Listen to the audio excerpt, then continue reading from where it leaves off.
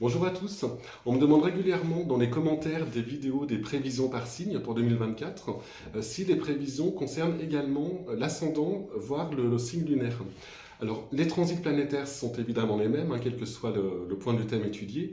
Par contre, les interprétations seront différentes. Mes vidéos sont faites pour les signes, pour votre signe astrologique, donc pour la position du soleil de votre thème astral, et donc les interprétations parlent de la position de ce soleil. Mais vous pouvez nuancer l'interprétation pour votre ascendant, pour votre signe solaire, si vous avez bien saisi la différence entre ces éléments. Et c'est ce qu'on va voir dans cette vidéo.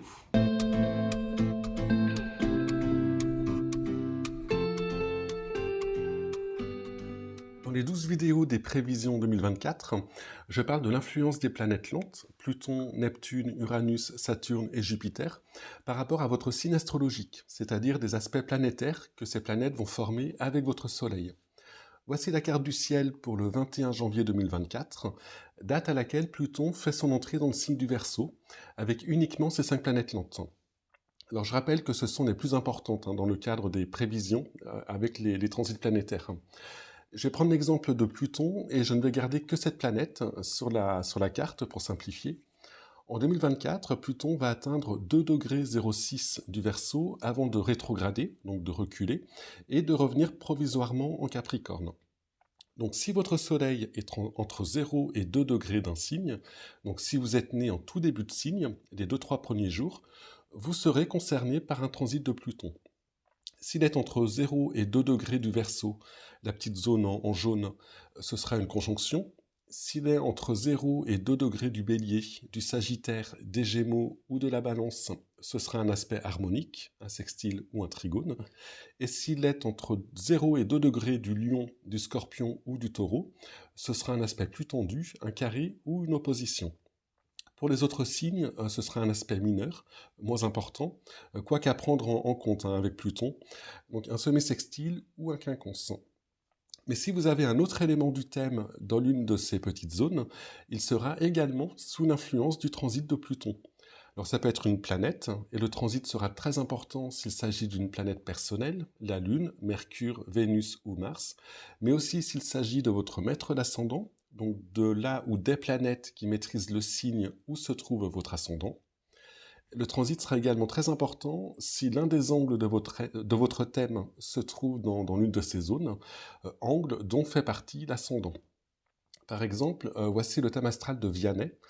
Il est Verseau, son Sagittaire est à 24 degrés 25, son Soleil pardon, est à 24 degrés 25 du Verseau, donc il ne sera pas sous l'influence de Pluton, qui est encore trop loin. Il faudra attendre quelques années.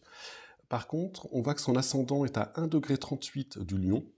Pluton va donc former une opposition à son ascendant. Il va donc logiquement passer sur son descendant, le point opposé, durant l'année 2024. Alors, bien qu'il ne soit pas né dans les 2-3 premiers jours d'un signe, il va être très fortement concerné cette année par ce transit de Pluton. Autre exemple, Joe Biden qui a Scorpion, son soleil à 27 degrés 34 du Scorpion a bénéficié récemment d'un bon aspect de Pluton, un sextile, et sa Vénus aussi d'ailleurs, qui est juste au-dessous. Mais cet aspect planétaire est terminé, et en entrant en Verseau, Pluton forme un carré à sa Lune, situé à 0 degré 59 du Taureau, ce qui est plus inquiétant pour lui. Alors si vous connaissez la position de ces éléments dans votre thème astral, vous pouvez regarder la vidéo correspondante à leur signe et voir quelles planètes vont les aspecter cette année. Par contre, il faudra nuancer l'interprétation selon qu'il s'agit du Soleil, de l'ascendant ou de la Lune. Et c'est ce qu'on va voir maintenant. Le Soleil, dans un thème astral, représente le centre de notre personnalité. C'est l'astre qui éclaire toutes les planètes du système solaire. Il ne faut pas oublier que toutes les planètes gravitent autour de lui. Le signe dans lequel se trouve notre Soleil représente le mode d'énergie que l'on doit rayonner. On va utiliser toutes les fonctions psychiques représentées par les autres planètes pour interagir avec le monde, pour se constituer notre système de valeurs, pour s'affirmer, pour agir, pour s'intégrer, se différencier. Mais il ne faut pas s'éloigner de ce que représente le Soleil et son signe, au risque de perdre en vitalité, en rayonnement personnel. Plus on sera dans les valeurs, des énergies du signe solaire, plus on gagnera en confiance, en autonomie, mais aussi en énergie, en vitalité. Plus on rayonnera.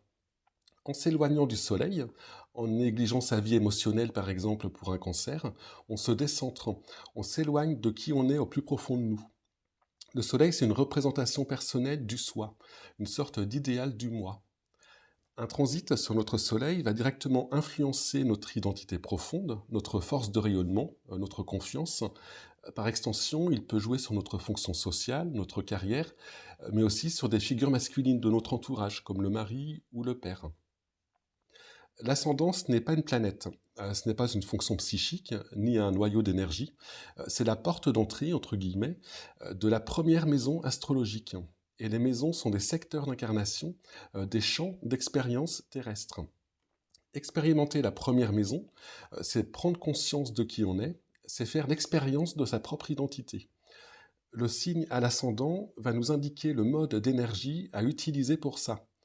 Pour reprendre l'exemple de Vianney, il a ascendant Lion, c'est donc dans les situations où il devra exprimer sa personnalité, qui n'est pas forcément une identité, où il devra s'exposer, prendre le regard de l'autre comme un miroir, donc utiliser le mode d'énergie Lion, qu'il va renforcer son identité, en prendre conscience, et ainsi rayonner son énergie profonde de Verseau. Alors il a en plus Jupiter, un conjoint à son ascendant, donc ça lui donne en plus une dimension plus vaste, hein, sociale ou collective. Et il est parfaitement dedans, hein, avec le métier qu'il exerce. S'il avait été ascendant Poisson, ça aurait été en s'imprégnant du monde extérieur, des ambiances, des émotions des autres, mais aussi en étant dans une énergie de compassion, d'empathie avec les autres, qu'il aurait pu expérimenter ce champ d'expérience de sa propre identité. Le signe ascendant représente un mode d'énergie qu'il faut utiliser, expérimenter dans sa façon d'aborder les choses, et la vie nous met souvent dans des situations qui nous permettent de le faire. Alors au départ on tâtonne, on va aller parfois vers les défauts ou les excès du signe ascendant. Un ascendant vierge qui va beaucoup apprendre sur qui il est au fond de lui en se mettant au service des autres, par exemple, peut parfois glisser vers une forme de servitude, mais ça fait partie justement de l'expérience, de l'apprentissage maison 1. Il y a donc une démarche à faire pour expérimenter cette maison 1, pour aller vers les valeurs du signe ascendant, alors que le signe solaire est déjà là au fond de nous. On doit en irradier des qualités. Et cet ascendant nous aide à le faire. Alors certaines combinaisons signe solaire, signe ascendant sont plus simples à vivre, hein, que d'autres. Des signes de même élément, par exemple, auront beaucoup de choses en commun. Je vous mets en description, hein, le lien vers une vidéo que j'avais faite justement sur l'ascendant, avec les différences entre les différents éléments, feu, terre, air, eau. On peut aller plus loin et regarder la maison où se trouve la planète maîtresse de l'ascendant, et elle nous indiquera le champ d'expérience privilégié pour utiliser cet ascendant et mieux prendre conscience et renforcer son identité. Alors, un transit sur l'ascendant ne va pas agir sur notre identité profonde, sur notre rayonnement intérieur, mais sur notre manière d'aborder la vie, d'aborder les autres aussi. Il faut garder à l'esprit, hein, que toute planète qui aspecte l'ascendant aspecte aussi le descendant. Le début de la maison, hein, où on entre en contact intime avec l'autre, hein, la maison 7. Un tel transit peut aussi agir sur notre forme physique, notre corps, alors qu'un transit sur le Soleil agira sur notre vitalité, la force intérieure, hein, qui se dégage de nous, qui est plus une force morale. La Lune est un astre comme le Soleil, on n'est donc plus dans un champ d'expérience comme l'ascendant, mais dans une fonction psychique. Dans un thème astral, elle représente notre sensibilité, notre vie émotionnelle, mais aussi nos habitudes, notre fonctionnement instinctif. On n'est pas dans la conscience, hein, du Soleil. Elle va symboliser notre partie féminine, notre vie intérieure, notre imagination, la manière dont on va instinctivement chercher à se sécuriser. Elle est très liée à la petite enfance, hein, et va représenter aussi cette part d'enfance, hein, qui reste en nous, qui peut être très présente, hein, si la Lune est en Cancer par exemple, ou si elle fait partie des planètes dominantes.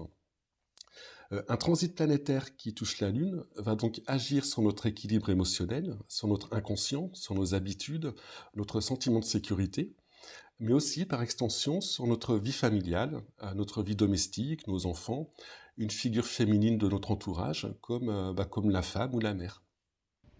Voilà, je vais rester assez bref, hein. Il faut aussi regarder les maisons dans lesquelles se trouvent les éléments du thème touché, ainsi que les maisons maîtrisées par ces éléments, également les aspects que ces éléments font avec le reste du thème, car c'est l'aspect en entier, voire même le dessin planétaire, hein, qui va être touché dans son ensemble par un transit planétaire.